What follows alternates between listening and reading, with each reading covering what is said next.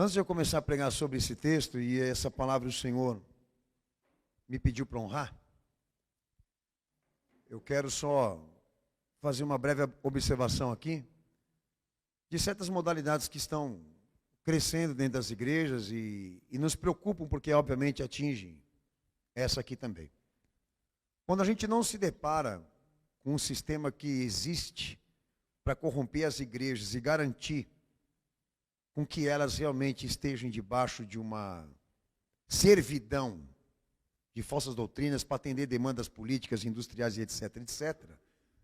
Mais ou menos como aquele cenário que Jesus se deparou no templo, um mercado aberto, um mercado político, um mercado religioso, que é um fator, que é um desses indicativos da apostasia. Por um outro lado, a gente se depara com uma massificação de cristãos que sustentam a ideia e a compreensão de que podem servir a Cristo, até mesmo viver evangelho, de maneira doméstica e de maneira individual. Essa modalidade daqueles que não querem mais igreja e não querem mais compromisso ministerial e não querem mais vínculos com nenhuma comunidade de fé, até mesmo instituição, isso está crescendo de maneira assustadora. E aproveitando que eu estou falando disso, se os irmãos forem agora dar uma atenção para o que vai acontecer com as igrejas, é bem capaz realmente que esse desinteresse pela igreja e estar na igreja aumente mais ainda depois do que a direita política construiu ao longo desses 4 anos, inclusive dessa eleição, tá? Que foi um rombo assustador do que eles fizeram com a igreja. Enfim. Então hoje é muito comum, até mesmo nos meus vídeos e coisas que as pessoas postam lá, é muito comum elas chegarem a dizer isso para mim. Eu me apartei do sistema, não sou mais de uma igreja, como se aquilo fosse a vontade de Deus para a vida dela. Então há muita coisa para se tratar sobre isso. Do dever cristão. Do que se deve entender e compreender sobre isso. Do que é ser cristão e do que é exercer ministério. Obviamente, num culto só, eu não conseguiria abordar tudo isso com vocês. Mas essa parábola, ela serve exatamente para isso. A parábola dos talentos, ela define, Jesus diretamente define uma doutrina de serviço. Ele define a doutrina para aqueles que vão servir a causa dele, ao seu reino, dentro de uma posição, dentro de uma categoria e descrição que ele exige fidelidade no chamado cristão. Então essa parábola, ela existe para trazer essa definição para você. Como todas as outras parábolas que estão no Evangelho, nos servem ou empregam isso, a medida dessa doutrina do que na verdade deve se entender e compreender no chamado cristão.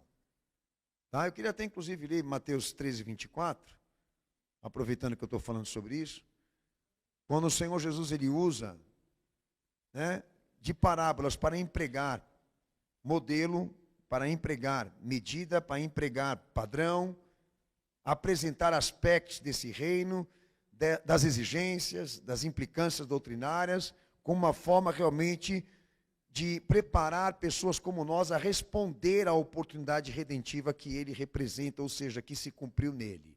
Implicações, preceitos, regras, caráter, vontade, tudo isso ali, contido ali, revelado ali, na sua fala, na sua pregação, na sua introdução, naquilo que ele comunicou em si mesmo.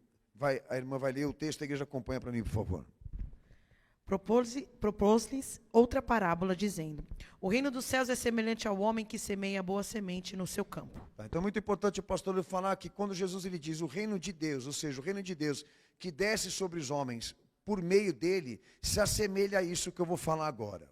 E ele começa a introduzir as parábolas com o objetivo exatamente de empregar modelo e exemplo.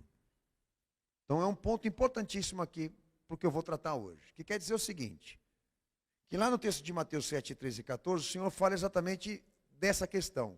Que na medida que ele, Messias, estabelecido entre os homens e confirmado pelos homens, como sendo a personificação de Deus, fica claro uma coisa, que tudo que ele disser, que tudo que ele falar, abertamente aos homens, isso não pode ser julgado por homens, nem eliminado por eles, se quer acrescentar alguma medida a isso.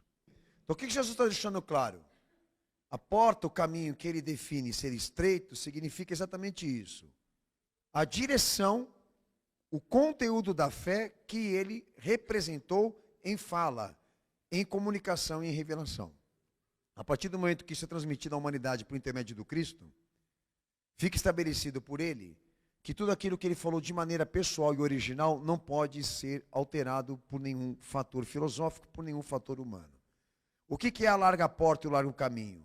Aqueles que vão tentar isso, que vão trabalhar outros tipos de segmento de evangelho ou ideia sobre evangelho. Mas Jesus deixa claro que alterando esses fatores, esses atributos que ele comunicou, alterando isso, modificando isso, você compromete o fator final da salvação de muitos.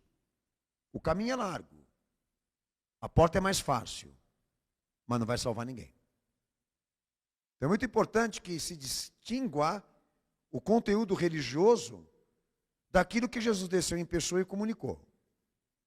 O evangelho que ele testemunha ser e que ele pregou ser, não pode ser considerado por nenhum de vocês aqui como um mero conteúdo religioso. Conteúdo religioso ou religião é um sistema filosófico sobre Deus. Evangelho é a autorrevelação do próprio Deus. Então, quando nós ouvimos dele algo, o que ele nos diz não pode de maneira nenhuma ser comprometido ou alterado. Então, é esse peso que a parábola tem na fala do Cristo. Ele está introduzindo ali a medida, a profundidade, a largura e a estatura disso, da fé. Para deixar claro ao homem como ele deve responder ao chamado redentivo que se cumpriu na vida dele e na cruz. Então, a partir do momento que você, ou igreja, ou algum líder, ou qualquer outra coisa nesse mundo, achar por bem mudar alguma coisa, alterar alguma coisa, modificar alguma coisa, então você já terá certo disso, que ele já avisou, alterando, modificando, alargando, facilitando a entrada dessas pessoas para o evangelho que não querem compromisso com as escrituras. Você não está ajudando elas, você está condenando. E você não pode ir contra isso, contra a palavra dele. Então nós temos um desafio aqui, entendermos exatamente isso. Por essa palavra dos talentos, a definição doutrinária do serviço prestado para o reino como a posição daqueles que vão representar a fidelidade do chamado cristão. Então Jesus está discipulando, ele está orientando aqueles que querem servir a ele como fazer isso. E não vai ser a igreja, não vai ser o líder, não vai ser ninguém que vai assumir essa autoridade para você. Porque a autoridade é messiânica, ela não é institucional. Amém, Jesus? Tá. Então há detalhes importantes dentro dessa parábola que eu quero destacar agora aqui, que chama a atenção de todos vocês. Qual foi a primeira preocupação do Cristo nessa parábola em especificar? Aonde ele está, aonde ele se faz presente entre os homens, existe uma hierarquia. Pela parábola ele destaca isso. Ali tem o senhor e o servo, o senhor e o escravo, aquele que manda e aquele que serve. Aonde Deus se faz presente, senhores, existe essa hierarquia. Então é necessário e importante que aqueles que estejam debaixo de uma busca, ou uma busca por uma experiência com Deus, íntegra, legítima, entenda isso. Nós temos que identificar aqui quem é a autoridade.